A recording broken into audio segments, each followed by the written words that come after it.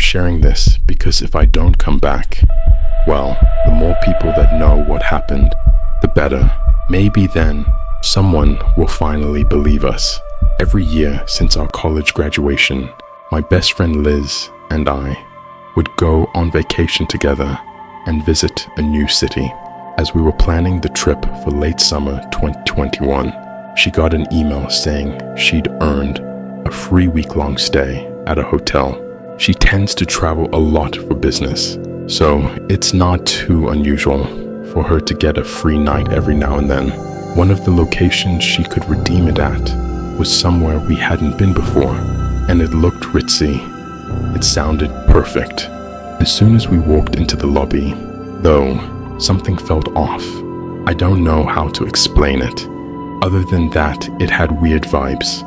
It looked like an old building that had been recently renovated, but the bright colors, lights, paintings, it felt like someone just slapped a thin, sheery veneer over decades worth of misery. The air just felt heavy. Liz didn't seem to notice it, at least not at first. The guy at the check-in desk stared at us for a while before muttering that he needed to talk to his manager.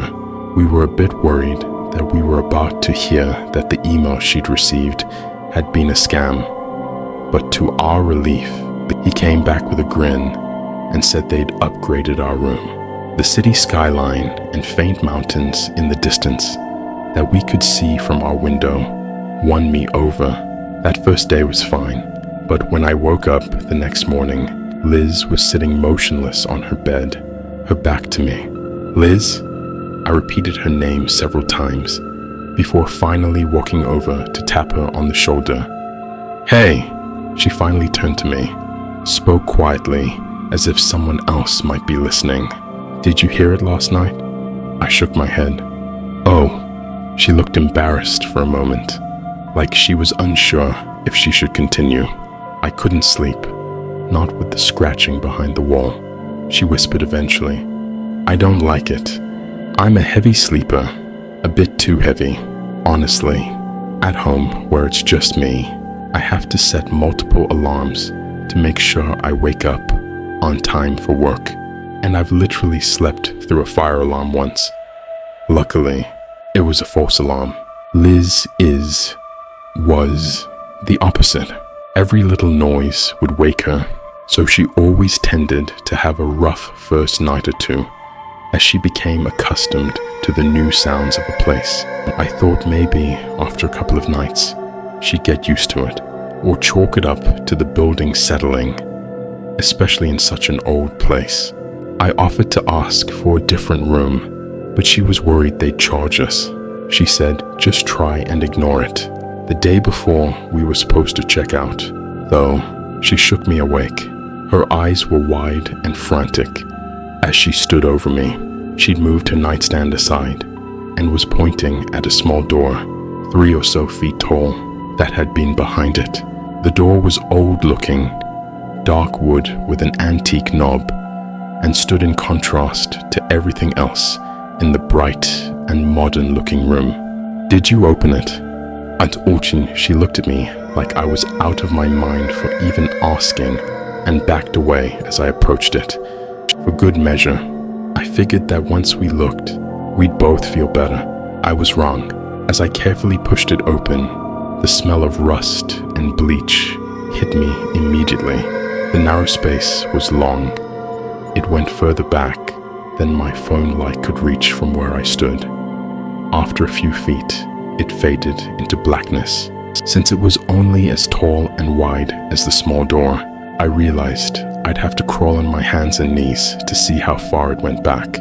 I hate being in the dark and can't stand small spaces, but when I looked over my shoulder at Liz and saw the bags under her eyes, the expression on her face, I figured I owed it to her to at least take a look. So, I crawled in. Once I was a few feet inside, I saw that the small and narrow space ended at another wall, unplastered in yellowing wallpaper. It looked so old. I guessed it was probably a part of the original hotel. The dark, patterned carpet was dotted with stains, which seemed to be contributing to at least part of the strong smell. As I backed out, I thought I heard a faint whisper coming from behind the old wallpaper in front of me. As soon as I was all the way out, I had to fight the urge to slam the door shut and run. It felt so wrong in there. I wasn't sure what the purpose of that space had once been, but even then, I knew it was nothing good. "Hey," I whispered as soon as the door was closed, as I tried to nonchalantly move the end table back in front of it. "Why don't we pack up? We can find a different hotel for tonight." She seemed a bit calmer and said she could hang in there for the final night. After having been in that small space behind our wall, the thought of sleeping there another night honestly freaked me the hell out. But I figured that if she could make it through the last night, then so could I. After we turned out the lights that night, I remember seeing her dark silhouette sitting on the edge of her bed, motionless until I fell asleep. That was the last time I ever saw her. When I woke up, it was almost noon. Both of our alarms were blaring. We were supposed to check out hours earlier. My confusion quickly turned to panic when I realized Liz wasn't in the room. Her suitcase, purse, phone, everything was still there.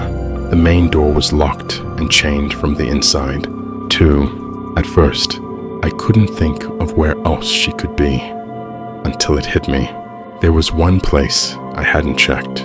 The nightstand was still in front of the door, but I was fairly certain it was in a slightly different spot than we had left it the day before. Reluctantly, I slid it aside. "Liz?" No answer. She wasn't there. I did see, though, what I'd thought had been a wall was open slightly.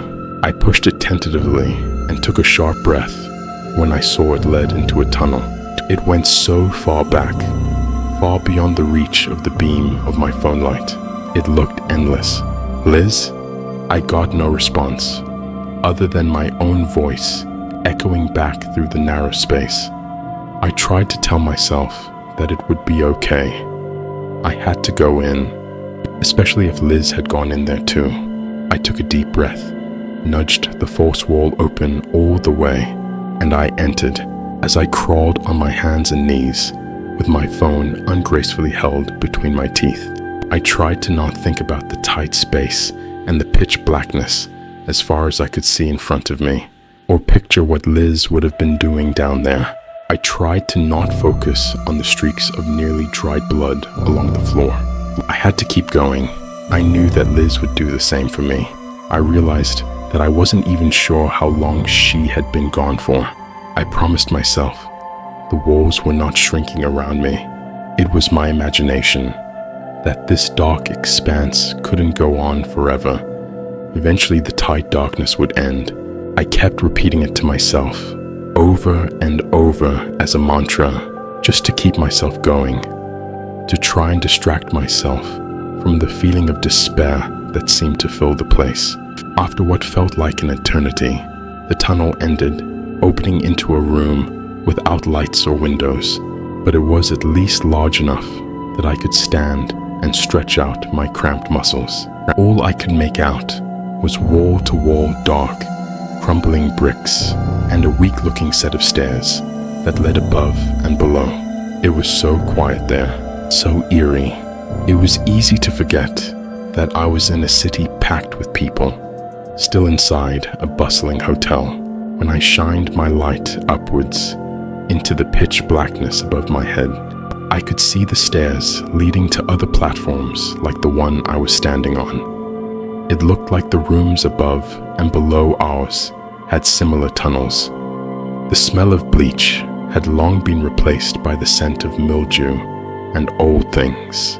It felt so wrong back there, in a way that I couldn't put my finger on, that I couldn't help but shiver when wondering why it had been designed that way, what it had been used for.